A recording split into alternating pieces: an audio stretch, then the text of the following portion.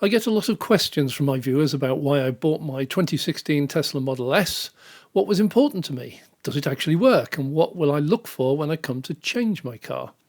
So this video is a quick run through of the main reasons I bought my Tesla: supercharging and route planning. I do drive a lot of miles. I drive more than 20,000 miles a year, and very fast, reliable charging and a really good sat-nav are vital to me.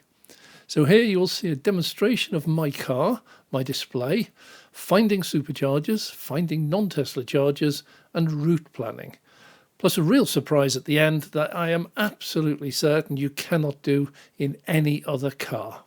It is filmed in real time, one take, so apologies for my mistakes. Did make a few. I should have gone to Specsaver. Also, I'll try to keep my hands under control next time. It's very Italian, apparently.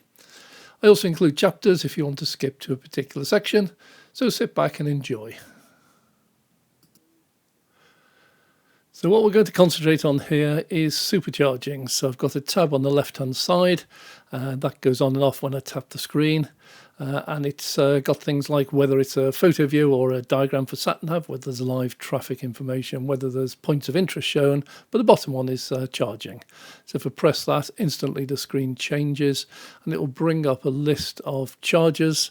And what I can see is down the right-hand side, I've got a list of all the chargers that are available to me, all within range. The ones with orange, red dots, whichever, they're superchargers, Tesla superchargers. Those include a number. For example, supercharger at Charnock Richards is showing a number 8. And if I look at what that means, that's the number of chargers free at this moment in time. So if I head there, I'll find 8 chargers free if I get there instantly, but it does give me an indication. So there's 8 there at the moment, and looking below, I've got other superchargers. So up until recently, I only had superchargers showing, but one day I woke up and there was an over-the-air update and found they've now included all the other main ultra-fast chargers. So we're looking here at InstaVolt. We'll also have GridServe, Ionity, Fastned, all the others, and they show all those within range, but they don't give me the availability. That's not a feature as yet, but the diagram here shows where everything is. So the 8 vacant from Charnock Richards, you can see them on the screen, and if I tap that one, shows where I am at the moment. Underneath there's the one which is 5 chargers. That's Burton Wood. Underneath that one, there's 8 chargers, and that's at Warrington. Now, one of those, there's no number. At Warrington, there's no number, and that indicates that there's a queue. There's no available ones, but that's a clock that will tell me exactly how long I'm expected to wait. They'll be monitoring the cars there. So it does give me a time that it will calculate as to, if I went there, how long I'd actually have to wait for a charge. So that's really helpful if they're all busy. So if we look for more information, we just simply tap on the button. It opens up a new window. So we can see Charnock Richards, 7 stalls available. It's another one gone down. It's out of a total of 12, 150 kilowatt maximum. We have a split timing. Split for charging for times between midnight and 4 in the afternoon, it's 35p. This is off peak. From 4 till 8 is peak, which is 43p. And then from 8 till midnight back to 35p. Also shows me idle fees, £1 a minute, once I've finished charging. Once the car reaches its preset limit, if I stay, I get fined. It's just blocking a charger. Then underneath that, I'll see things, what's available. So it'll tell me there's coffee, toilets, Wi-Fi, whatever there is there, and it gives me an indication. Also shows me the distance. In this case, is 4.4 miles. And if I want to go there, I just press the arrow, and that will transfer straight into the sat-nav for me. And what the sat-nav is now showing is my starting point. It shows that all the turns I have to make on the way. It shows a distance of 11 miles, and it's 13 minutes to get there. And for more information, I can just scan down. What it tells me at the moment, if I set off now, I'll get to the supercharge with 47% left. So it tells me what I'll arrive with. There's another one underneath which shows if I just turn around, do a round trip, and want to go there back without charging, I'll arrive back here with 45%. So it's really helpful. So it works out in real terms. If I don't want to go over there, then I can just get it, cancel it. Let's just get ready and see where else we're going to go. Let's go to a different charger. Let's say I'm going down to Warrington. Now this is an interesting one, because when we bring the details up, this is one of the really old chargers. It's 130 kilowatts, one of the very first ones in the country. It's in the grounds of a hotel. There's only two. It's one of the very few places where you find just two superchargers, 130 watt maximum. These are really rare, and the reason they're rare is because they're always busy. So with two superchargers, there's a short wait there. But we're talking about minutes short wait, not hours. If there's a huge queue of cars, and they do actually know, they can monitor the cars, so that would show medium or a long wait. And again, it's what's available. So it's basically a hotel. If you want to go there, again, just tap and away we go. And if I want to choose one of these non-superchargers, let's say InstaVolt, let's go to that one again. That's Liverpool. It shows me where I am, shows where the charger is. It gives me the route. It gives me all the directions to get there. It tells me it's 23 miles. It tells me it'll take 28 minutes to get there. I'll arrive at that one with 42%. But I don't get any information about how busy it is, how many chargers there are, or the price. So this is a real second-class service compared to the supercharger information. So if we go back onto the supercharger, let's go a little bit further afield, and let's go to, we can scroll down here, there's lots of them, all within range, and we'll go to Manchester. So that's one I thought, yep, okay, it's there, and at the moment, I've clicked on the wrong one. This is Flint Mountain. Oh, sorry. So there we go, Flint Mountain. There's 3 chargers available. Let's just bring that one up. So superchargers there, 8 stalls, 3 available at the moment. And again, it gives the information about the pricing. Off-peak 36p, peak 43p, 60 miles away. They got coffee, food and drink. And again, I can just go there if I want to, just tap the arrow. So let's have a little look down, and if I don't want that one, we can simply click off it. Let's go a bit further afield. There's Manchester. Right, so let's bring that one up now. That's a supercharger. So again, what it'll do, there you go, it works out exactly where I am, where we're going to. It always scrolls, sizes the map to whatever I want, so I can see a destination and arrival. On that one, I click, oh, really interesting, because these are 8 stalls, 250 kilowatts, 6 of them available at the moment, so pretty much deserted. But between midnight and 4 a.m, 24 pence a kilowatt hour. This is absolutely ludicrous prices, cheaper than home electricity off-peak. Not off-peak, but cheaper than home normal prices. 28p, ridiculously cheap. Peak period between 11 and 7 is 42p, then drops back down to 39 and back again to 24. Little note here, it says residential area, please respect our neighbours. Keep the noise level to a minimum while supercharging at Stockport. And that's it. So that's one of the beauties of the system, is finding superchargers is really easy. But the main beauty really is when you link that into the sat-nav system. So let's say we're going on a journey. Let's go to Bristol. And just as an example, so I simply type in Bristol, and it will come up on the screen and it'll show me there's Bristol Airport. So let's go to Bristol Airport there. And what it'll do again, it scales the map so I can now see where I'm starting from, where I'm going to. And it'll look to see whether I've got enough charge to get there without stopping. So the car knows exactly what the state of charge is at the moment. In this case, it's found out I can't make it there on with the mileage I've got. I've been out for the day, so there's only just over 100 mile left. So we're not going to make it. So what it's done is it's picked a supercharger stop on the way. So it actually picks up the superchargers for you. And here it's chosen Hilton Park, southbound supercharger. It says I'll get there with 16% battery state of charge left. And in small print there, it says 25 minutes. And that's how long it's calculated I will need to stay there to charge to be able to get to my next destination. So it says at the moment 85 miles. It'll take 1 hour 26 minutes if I set off now. And again, I can bring up information from there. There's 12 chargers there. This is one I regularly use. 8 available at the moment. And between midnight and 4 o'clock, again 36p. Between 4 and 8, 43p. After 8 o'clock, 36p. So full range of services. It's 77 miles away. If I want to go there, I can start that one. I just click navigate. And what it's done, it'll choose Hilton Park. Now, I could have chosen one further away or nearer, but I do only have about 120 miles of range left, 77 mile range left. So this is the optimum one. I'll arrive there with a fairly low battery, about 16%. It means I'll have a very fast charge. 25 minutes, I'll be pretty much back up to, well, about 75, 80%. And that'll be enough to get me to Bristol Airport. What I can do, if I want, is I can remove the chargers and see what deficit. This is a definite now showing, and this is a case where if you think you might be able to make it and the car's being a bit overcautious, I can actually see what I'll arrive with. Sometimes slowing down, you can actually make it.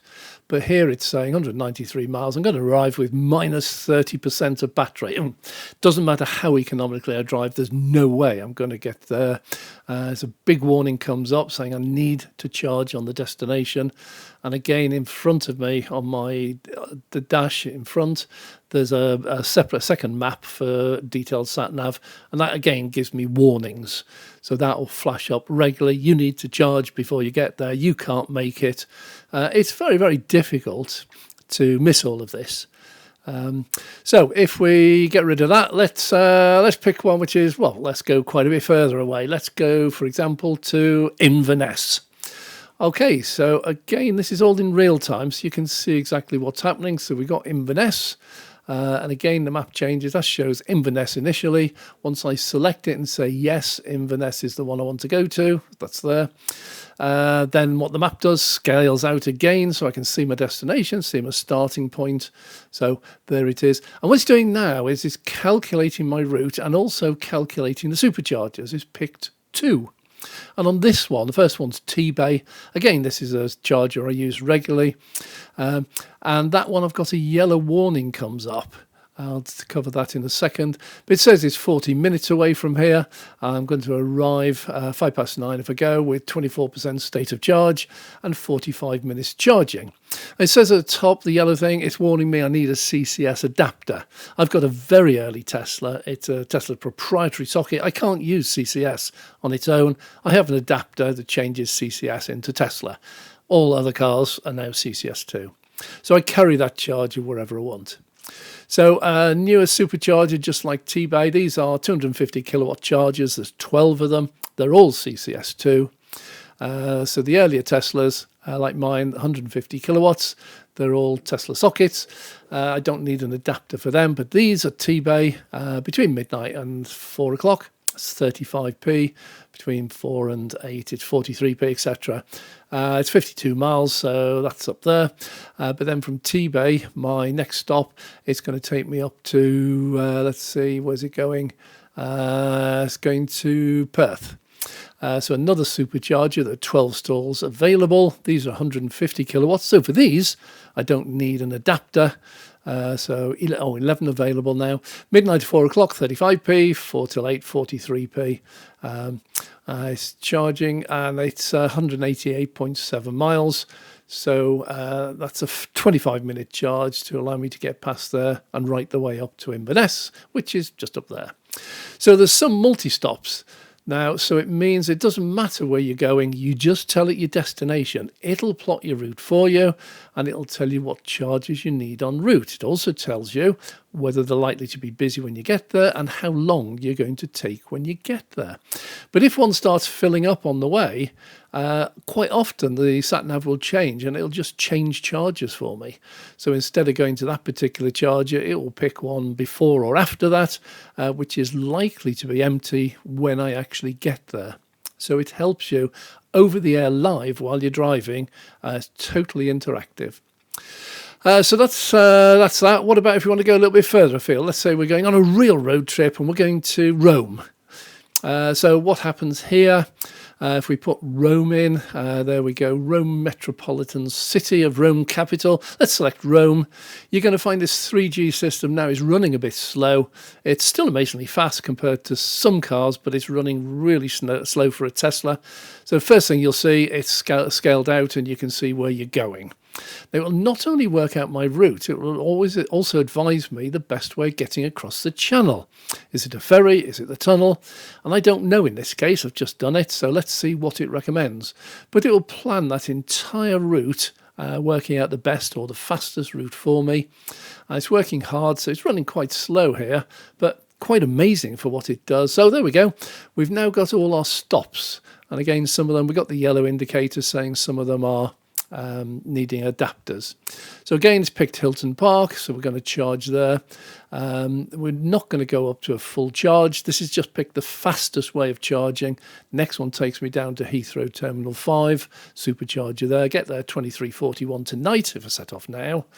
And it will shortly, still working, it'll come up with how long I need to spend there. And it's taking me through the Eurotunnel. So it takes me through the Eurotunnel. It's advising me that when I get over into France, I should make a charging stop at the Eurotunnel supercharger in France. And that one, well, it ignores the time the train takes, but if we set off and everything was right and we zero time on the tunnel, it would get in 2:18 in the morning.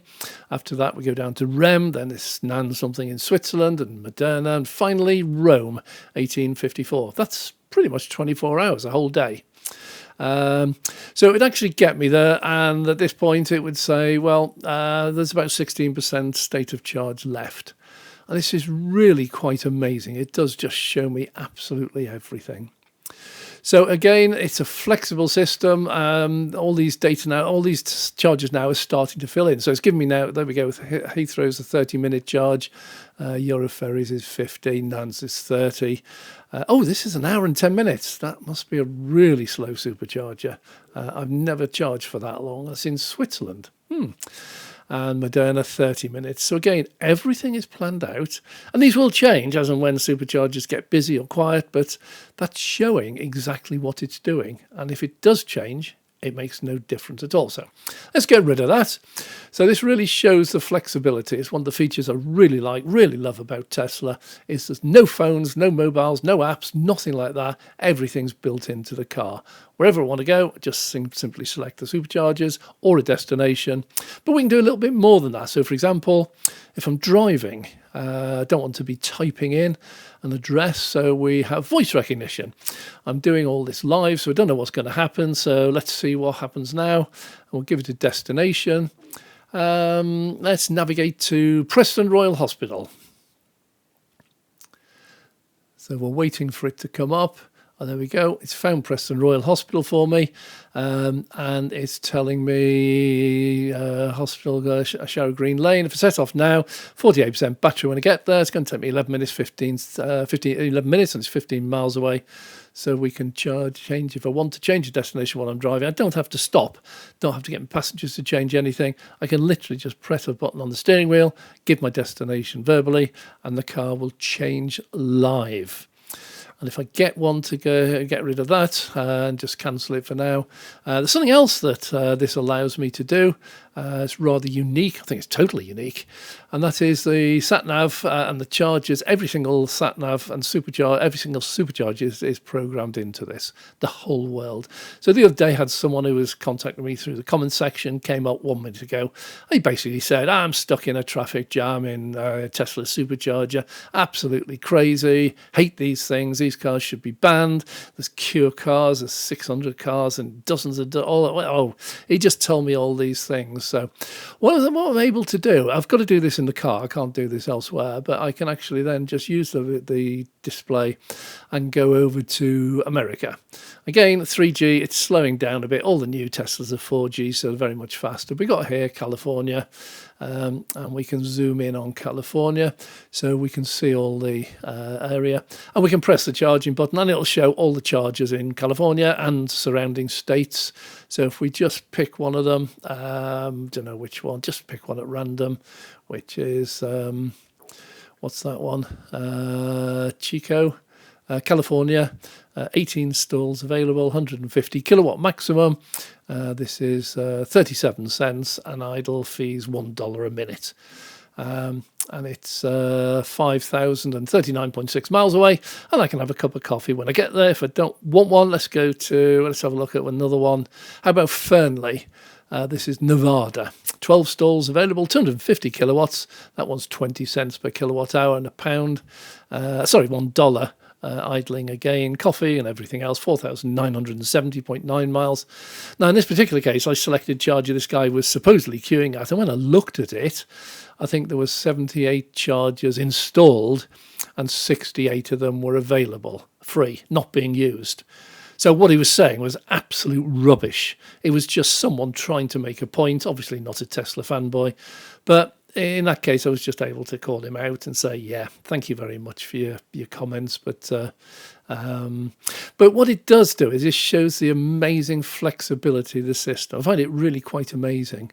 So we want to go back home. We can, for example, let's just go to Chester, which is nearby.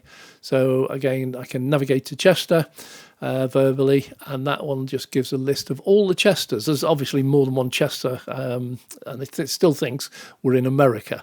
So more than one Chester. So I'll just go back and do this manually. You wouldn't in real life ever try and navigate from America to Chester in the UK. But you can see it's really quick, really easy. Just going back now the old-fashioned way, just pinch and scroll, and we get back to the UK. Now, later cars, Model 3, Model Y, they're all 4G. They've got much faster processors. They're ultra fast. They've also got the screen in landscape mode, which gives you a little bit more flexibility, and particularly when you've got YouTube and Netflix. I've also got a repeater screen in front of me with much greater detail, so I can see the next turn coming up and it gives me a distance, whereas the big display is just an overview of the system. So that's pretty much it for this. Systems behaved really well, but it does show one of the main reasons why I chose Tesla. Everything is in the car, nothing to do. If you want to go somewhere, just tell it or program it in. It will plan your route for you. It's as simple as that. So when I'm changing cars, whatever car I choose, I don't want to have a phone on one of these mobile stands wobbling about, which I have to take off. And whenever I don't want separate apps. Don't want an app. I don't want to have to look at a price on one app on my phone and then program it in there. What I want is an integrated system. It doesn't have to be a Tesla. If others can operate this, I'll happily look at them. But I do want the one system. Anyway, that's all for now. Thanks very much for watching. Hope you enjoyed this and saw the sort of detail that we have. If you do like this video, please subscribe or consider becoming a Patreon member. Thanks very much. I'm Dave.